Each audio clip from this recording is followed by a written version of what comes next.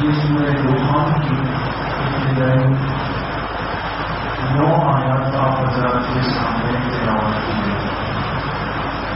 سورہ ظہر کا اختتام ہوا اور آج سے نئی سورہ دخان نام کا آغاز ہو رہا ہے۔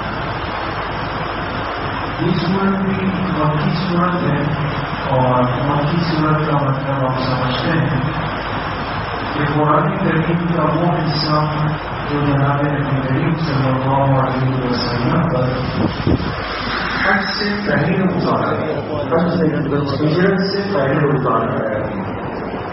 جتنا حصہ ہجرت سے پہلے اترا وہ مکی ہے، اور جو ہجرت کے بعد اترا وہ مدنی۔ تو یہ سورت بھی مکی سورت ہے۔ دوسری بات یہ ہے کہ دخان کہتے ہیں دھوئیں کو، جیسے آگ جل جائے اس آگ سے ایک دھواں اٹھتا ہے، دھوئیں کو عربی زبان میں دخان کہا جاتا ہے۔ کسی بھی چیز سے دھواں اٹھ جائے وہ دخان ہے۔ اسی لیے آج کل عربی زبان میں جیسے ہمارے ہاں اردو میں لکھتے ہیں یہاں سگریٹ نوشی منع ہے، دیکھا ہے کبھی لکھا ہوتا ہے یہاں سگریٹ نوشی منع ہے، تو عربی زبان میں آپ اگر غور کریں تو لکھا ہوتا ہے ممنوع التدخین، تدخین، یہاں سگریٹ پینا یعنی اس سے دھواں نکلتا ہے، لہذا اس کا پینا یہاں پر منع ہے۔ تو چونکہ آگے آیت نمبر 10 میں جو انشاءاللہ کل کا درس ہے اس میں تذکرہ آئے گا کہ قیامت سے پہلے آسمان کی طرف سے ایک دھواں آئے گا اور وہ پوری دنیا پہ چھا جائے گا۔ تو دھوئیں کا تذکرہ ہے، اس نسبت سے اس سورت کا نام سورۃ الدخان ہے۔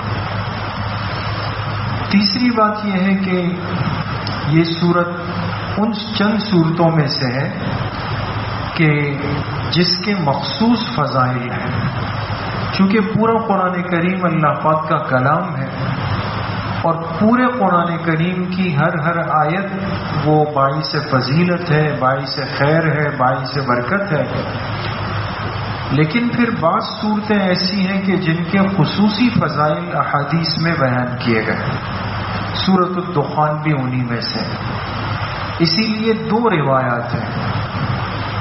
ایک روایت میں ہے کہ جناب نبی کریم صلی اللہ علیہ وسلم نے فرمایا جو شخص شب جمعہ کو یعنی جمعے کی رات کو، جمعے کی رات کا مطلب جو گزشتہ رات گزر گئی نا وہ مراد ہے، جمعرات اور جمعے کی درمیانی شب، جو شب جمعہ میں سورۃ الدخان پڑھ لے گا تو جب صبح کرے گا، صبح اٹھے گا تو اللہ پاک اس کے تمام گناہوں کو معاف فرما چکے ہیں۔ اور دوسری روایت میں ہے کہ جس نے سورہ دخان جمعے کی رات میں پڑھی یا جمعے کے دن میں پڑھ لی، اور مناسب سی اتنی تفصیلی صورت بھی نہیں ہے، مختصر سی ہے، تو اس لیے اس صورت کی تلاوت کو اپنے جمعے کی شب یا جمعے کے دن کے معمولات میں بھی لازم شامل کرنا چاہیے۔ ان آیات کا ترجمہ ہے حامیم اللہ اعلم بمرادہ بذالک، چونکہ یہ حروف مقطعات ہے، حامیم اللہ پاک ہی اس کی مراد کو جانتے ہیں، والکتاب المبین، اور قسم ہے اس کتاب کی جو بالکل واضح ہے، انا انزلناہ فی لیلۃ مبارکہ، بے شک ہم نے اس کتاب کو اتارا ایک بابرکت رات میں، انا کننا منذرین، اور ہم ہی باخبر کرنے والے ہیں ہر خیر سے اور شر سے، ہم باخبر کرنے والے ہیں ہر خیر سے اور شر سے، فیہا یفرق کل امر حکیم، اور اس رات میں تقسیم کر دیا جاتا ہے ہر اس معاملے کو جو حکمت والا ہو، اہم معاملہ ہو، امرن وہ معاملہ جو طے کیا گیا ہو، من عندنا خاص ہماری طرف سے، یعنی اللہ پاک فرما رہے جو معاملات ہماری طرف سے طے کیے گئے وہ اس رات میں تقسیم کیے جاتے ہیں. انا کننا مرسلین، اور بے شک ہم ہی بھیجنے والے ہیں یعنی انبیاء کو، رحمتم من ربک، جو ایک خاص رحمت ہے آپ کے رب کی طرف سے. انہ هو السمیع العلیم، بے شک وہی ذات سننے والی جاننے والی. رب السماوات والارض وما بینہما، اور وہ رب ہے آسمانوں کا اور زمین کا اور ان دونوں کے درمیان کا. ان کنتم موقنین، اگر تم ان باتوں پر یقین کرنے والے ہو. لا الہ الا ہو، کوئی معبود نہیں سوائے اسی کے. یحیی، وہی زندگی دیتا ہے، ویمیت، وہی موت دیتا ہے. ربکم ورب آبائکم الاولین، وہ تمہارا بھی رب ہے اور تمہارے گزرے ہوئے باپ داداؤں کا بھی رب ہے. بل ہم فی شک یلعبون، لیکن اس کے باوجود بھی یہ نہ ماننے والے اپنے شک میں پڑھ کر کھیل رہے ہیں، اللہ کی ذات پر یقین نہیں کر رہے. ان 9 آیات کا ترجمہ آپ حضرات کے سامنے آیا، اور سورت کے آغاز میں یہاں پر بھی اللہ پاک نے قرآن پاک کا تذکرہ کیا الکتاب المبین سے. آپ کو قرآن کریم کا تذکرہ جہاں ملے گا اس کے ساتھ کوئی نہ کوئی وصف ضرور ہوگا. تو یہاں پر مبین فرمایا. مبین کے معنی ہے ہر ایسی چیز جو واضح ہو، بات سمجھانے والی چیز ہو. اور قرآن کریم مبہم نہیں ہے، پیچیدہ نہیں ہے، بلکہ اس کی وضاحت ایک مسلمان اگر چاہے تو یقیناً اس کو مل جاتی ہے. آگے 2 باتیں ہیں دوستو اس صورت میں، وہ بڑی اہم ہیں. ایک بات تو یہ فرمائی کہ ہم نے اس کتاب کو اتارا ایسی رات میں مبارکتن، جو برکت والی رات. آپ جانتے ہیں کہ قرآن کریم جس رات میں اترا اس رات کو کیا کہتے ہیں؟ لیلۃ القدر کہا جاتا. وہ ہے لیلۃ القدر. دوسری بات جو اس سے اگلی آیت میں فرمائی کہ اس رات میں ہر اہم معاملے کو تقسیم کر دیا جاتا. اہم معاملے سے مراد کیا ہے کہ انسان کی زندگی کے، موت کے، عمر کے، رزق کے، یہ ساری چیزیں تقسیم ہوتی. اور یہ جو فیصلے ہیں انسان کی حیات کے، موت کے، زندگی کے اور رزق کے، یہ عموماً آپ علماء سے سنتے ہیں کہ یہ کس رات میں ہوتے ہیں؟ شب برات. تو ایک ہو گئی لیلۃ القدر اور ایک ہو گئی لیلۃ البرات. بات سمجھ گئے؟ ایک ہے لیلۃ القدر جو رمضان کے مہینے میں آتی ہے آخری عشرے میں، اور ایک ہے لیلۃ البرات جو شعبان کے مہینے میں 15 شعبان کی رات کو آتی ہے. قرآن کریم کو اتارا گیا لیلۃ القدر میں، اس پر تو کوئی شبہ بھی نہیں ہو سکتا، اسی لیے کہ پوری سورت 30ویں پارے میں ہے سورۃ القدر، انا انزلناہ فی لیلۃ القدر. اور لیلۃ القدر کا رمضان میں ہونا یہ صریح نصوص سے ثابت ہے. اس کے ساتھ ساتھ مفسرین نے یہ روایت بھی نقل کی کہ جتنی آسمانی کتابیں اور آسمانی صحیفے ہیں، جتنی آسمانی کتابیں اور آسمانی صحیفے ہیں، وہ سب کی سب اللہ پاک نے اس ماہ مبارک میں اتاری. چنانچہ جب حضرت ابراہیم علیہ السلام کو جو صحائف دیے گئے، صحیفے تھے، وہ کتاب کی شکل نہیں تھی. اس لیے سورۃ الاعلی پارہ نمبر 30 کی آخری آیت صحف ابراہیم و موسیٰ، حضرت ابراہیم علیہ السلام کو صحائف دیے گئے. تو مفسرین نے فرمایا کہ یہ پہلی رمضان المبارک کو ہوا. اس کے بعد تورات اتری حضرت موسیٰ علیہ السلام پر، یہ 6 رمضان کی رات کو ہوا. تورات کے بعد زبور اتری حضرت داؤد علیہ الصلوۃ والسلام پر، یہ 12 رمضان کی رات کو ہوا، اور انجیل اتری حضرت عیسیٰ علی نبینا علیہ الصلوۃ والسلام پر، یہ 18 رمضان کی رات کو ہوا، اور قرآن کریم جناب نبی کریم صلی اللہ علیہ وسلم پر اتارنے کا سلسلہ شروع ہوا۔ ایک روایت میں ہے کہ 25 رمضان کی رات تھی، اور ایک روایت میں ہے کہ 27ویں رمضان کی رات تھی۔ تو اتنی بات تو طے ہو گئی کہ تمام صحائف اور تمام آسمانی کتابیں وہ کس مہینے میں اتاری گئی؟ رمضان کے مہینے میں۔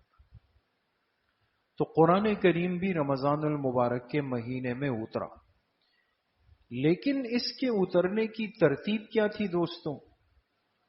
پورا کا پورا قرآن کریم لکھا ہوا تھا لوح محفوظ پر، لوح محفوظ پر۔ لوح محفوظ سے اس پورے قرآن کریم کو اتارا گیا بیت العزت پر، جو پہلے آسمان میں ہے، جس کو آپ روایات میں ہم پڑھتے ہیں، ایک لفظ آتا ہے بار بار، آسمان دنیا، آسمان دنیا۔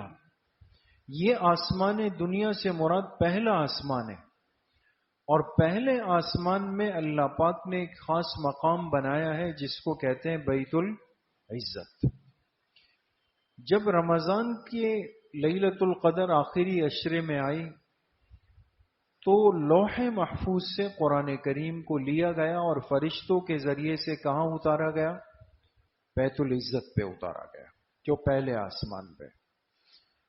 اور پھر پہلے آسمان سے پہلی وحی، اس لیے کہ قرآن کریم ایک ساتھ تو آیا نہیں، وہ تو 23 سال کے عرصے میں اترا ہے، مختلف اوقات میں اور مختلف مقدار میں اترا ہے۔ تو پہلی وحی جب اتری جناب نبی کریم صلی اللہ علیہ وسلم پر، اور اس وقت آپ کہاں تھے؟ غار حرا میں تھے۔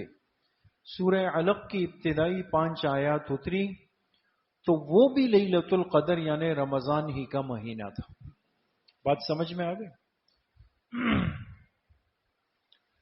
تو لوح محفوظ سے بیت العزت پر، اور بیت العزت سے پہلی وحی آپ علیہ الصلوۃ والسلام کے قلب مبارک پر، یہ جو سلسلہ ہوا ہے یہ لیلۃ القدر کے اندر ہوا ہے۔ باقی اس کے بعد پورے قرآن کریم کے جتنے حصے اترے ہیں وہ اپنے اپنے وقت کے حساب سے اترتے رہے۔ بات سمجھ میں آ گئی؟ ایک بات اب رہ گئی، دوسری بات کہ جو اہم فیصلے اللہ پاک فرماتے ہیں ہماری زندگی سے متعلق، اور موت سے متعلق، اور رزق سے متعلق، ہر پیدا ہونے والے بچے کی پیدائش سے متعلق، یہ پھر کون سی رات ہے؟ یہ فیصلے اللہ پاک نے پہلے سے لکھ کر کے تقدیر میں رکھ دیے۔ یہ تو ہمارا ایمان ہے نا، کہ بھئی ہم سب کی تقدیر اللہ پاک نے پہلے سے لکھ رکھی۔ اس دنیا میں جو کچھ قیامت تک ہونا ہے وہ سب باتیں پہلے سے طے شدہ ہے، اسی کو تقدیر کہا جاتا ہے۔ تو ہماری زندگی، موت، رزق، اولاد، یہ سارے فیصلے تو ہو چکے ہیں۔ بات سمجھ میں آ گئی؟ ہاں، یہ فیصلے سالانہ بنیاد پر، کچھ چیزیں یومیہ بنیاد پر، کچھ ماہانہ بنیاد پر، کچھ سالانہ بنیاد پر ہوتی ہیں۔ یہ جو فیصلے اللہ پاک نے ہماری تقدیر میں لکھے ہوئے ہیں نا دوستو، وہ تقدیر میں لکھا ہوا فیصلہ 1 سال کی بنیاد پر فرشتوں کے سپرد کیا جاتا ہے۔ تو یہ جو فرشتوں کے حوالے کیا جاتا ہے، یہ کون سی رات ہوتی ہے؟ یہ شب برات ہوتی ہے۔ بات سمجھ میں آ گئی؟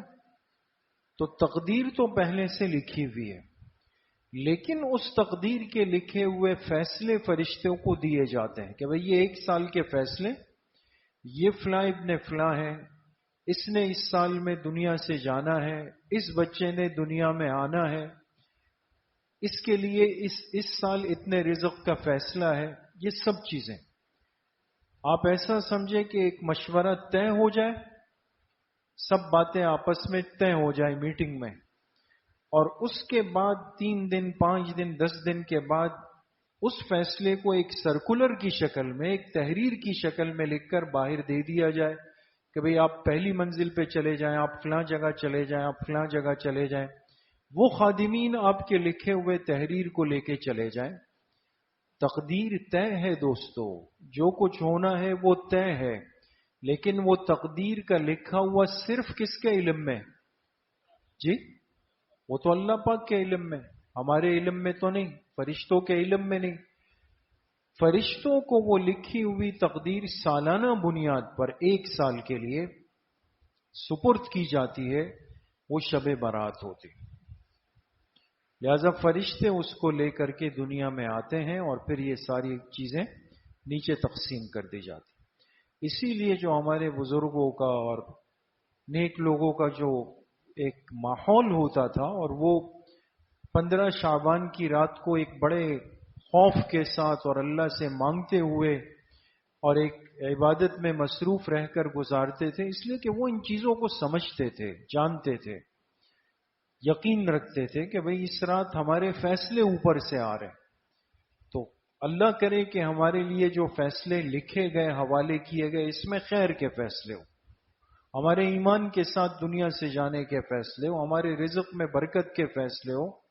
اسی لیے جو عبادت کا حکم دیا گیا 15 شعبان کی رات کو اور 15 شعبان کے روزے کو، اس ساری علت اس کی یہ ہے دوستو، بات سمجھ میں آ گئی؟ تو عرض کرنے کا مقصد یہ ہے کہ اس امت کے پاس لیلۃ القدر بھی ہے اور اس امت کے پاس لیلۃ البرات بھی ہے۔ لیلۃ القدر کی فضیلت بھی ثابت ہے قرآن سے بھی، احادیث سے بھی، اور لیلۃ البراءت کی فضیلت بھی ثابت ہے کئی احادیث مبارکہ سے۔ یہ فضائل تو اپنی جگہ پر ثابت ہے، لیکن ہمیں کیا کرنا ہے؟ چاہے ہمارے حق میں لیلۃ القدر ہو، لیلۃ البراءت ہو، ہمیں اس آنے والی آخرت کی ابدی اور حقیقی زندگی کے لیے اپنے آپ کو تیار کرنا ہے کہ بھئی ہم نے کیا کیا ہے اس کے لیے۔ اب ان ابحاث میں یہ بات اس لیے عرض کر رہا ہوں کہ آج کل ہم ایک نئی چیز کا شکار ہو رہے ہیں، اب عام لوگ بھی ہم اس میں مبتلا ہو جاتے ہیں۔ اچھا بھئی یہ حدیث نہیں، یہ روایت تو بہت ضعیف ہے، بھئی یہ ضعیف روایت ہے۔ عام بندہ بھی اس بحث میں پڑ گیا کہ جی یہ تو ضعیف ہے، اس کے بارے میں یہ کلام ہے، اس کے بارے میں یہ اشکال ہے، اس کے بارے میں یہ چیز ہے۔ اب وہ جو ہمارے بڑے فرماتے تھے، وہ جو تھوڑا بہت عمل زندگی میں تھا، وہ روایات کو ضعیف اور قوی کہہ کر وہ بھی رخصت کرتی۔ بات سمجھ گئے؟ اس لیے وہ ہندوستان کے اندر ایک اردو کے شاعر گزرے، مزاحیہ طبیعت کے تھے، اکبر الہ آبادی نام تھا ان کا، بڑے مشہور شاعر تھے۔ تو وہ فرماتے ہیں مذہبی بحث میں نے کی ہی نہیں، مذہبی بحث میں نے کی ہی نہیں، فالتو عقل مجھ میں تھی ہی نہیں، میرا کام نہیں ہے کہ میں اس چیز کے اندر مبتلا ہوتا، جو جس کا کام ہے اسی کو ساجے۔ اب میں نہیں سمجھتا ہوں کہ بھئی حدیث کے کتنے درجات ہے، اس میں ضعیف کا درجہ کیا ہے، قوی کا درجہ کیا ہے، صحیح کا درجہ کیا ہے، حسن کا درجہ کیا ہے، متکلم فی کا درجہ کیا ہے، یہ چیزیں کچھ بھی نہیں پتا۔ بس میسج میں پڑھ لیا اور اخبار میں پڑھ لیا یا کسی نے کہہ دیا کہ جی یہ حدیث صحیح ہے، تو پھر کیا کرنا ہے؟ ابھی تک روزہ رکھتے ہوئے آئے تھے، اس سال سے وہ روزہ بھی چھوڑ دیا، ختم۔ تو کتنا اجر کما لیا دوستو؟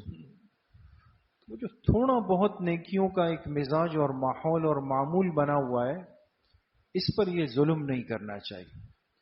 ایسے لوگ اب دنیا میں پیدا ہو چکے ہیں جو سنت اعمال اور نفلی اعمال کی اہمیت کو دلوں سے کھینچ لیتے، نکال لیتے ہیں۔ رمضان آئے گا، تراویح پر بحث شروع ہو جائے گا، 20 ہے 8 ہے کہاں سے ثابت ہے؟ یہ تو حضرت عمر نے شروع کی، یہ تو فلاں نے شروع کی۔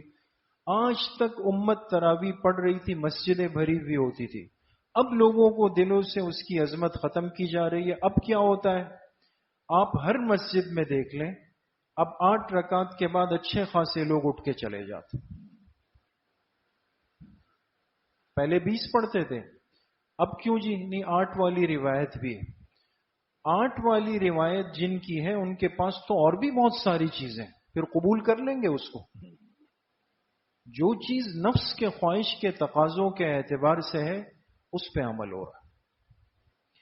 اس لیے عرض کرنے کا مقصد یہ کہ ان فتنوں سے، ان باتوں سے اپنے آپ کو بچائیں، علماء سے جڑ کر رہیں، اور سب سے بڑی بات اپنے علماء کی باتوں پر اعتماد کا مزاج بنائیں۔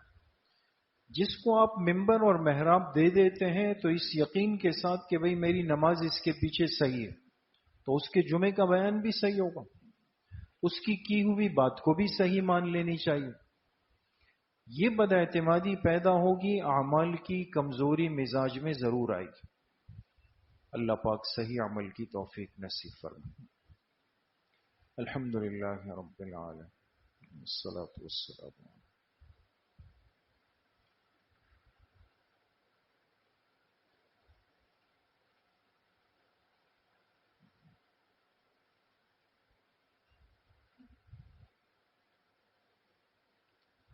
وصلی اللہ وسلم علی نبینا محمد وآلہ واصحابہ اجمعین برحمتہ۔